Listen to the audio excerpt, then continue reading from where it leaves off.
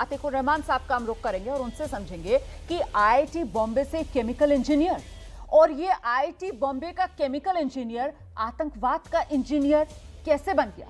ये जो रेडिकलाइजेशन हुआ है उसके लिए आपकी नजर में कौन जिम्मेदार? अतीकुर रहमान।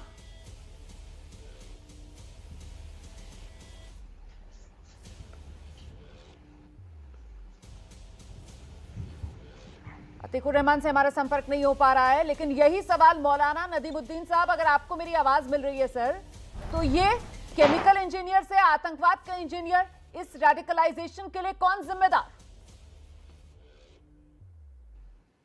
देखिए, मैं पूर्व डीजीपी की बात सुन रहा था और कुछ अच्छी बातें बता रहे थे, मगर मैं ये कहना चाहता हूँ कि उसके वालिद ने कहा, उसके पिता ने कहा है कि इसका मानसिक संतुलन बिगड़ा हुआ है।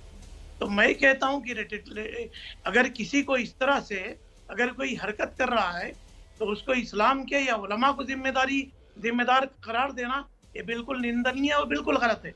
मैं कहता हूं कि जो लोग भगवा लेकर के लिंचिंग कर रहे हैं उनके लिए कौन जिम्मेदार है? सर एक सेकंड,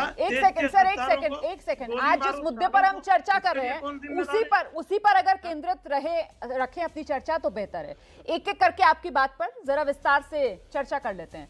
आप कह रहे हैं कि उसके पिता कह रहे हैं मानसिक रूप से बीमार है, तो सर सवाल ये कि मुर्तुजा बीमार या फिर आतंकी संगठन से मुर्तुजा के तार, आप किस आधार पर सर जो पिता कह रहे हैं उस बात पर विश्वास करके यहां वो तर्क आगे बढ़ा रहे हैं, जबकि उसी की पूर्व पत्नी वो कह रही है साहब ये तो बहुत ही कट्टर किस्म का आदमी था, इसी वजह से इससे मैं अलग हुई हूं। जरा उसकी पत्नी के बयान पर भी गौर कर लेते सर।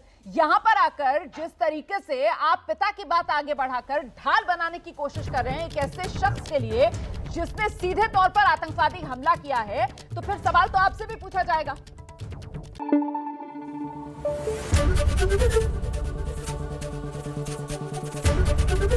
एबीपी न्यूज आपको रखे आगे।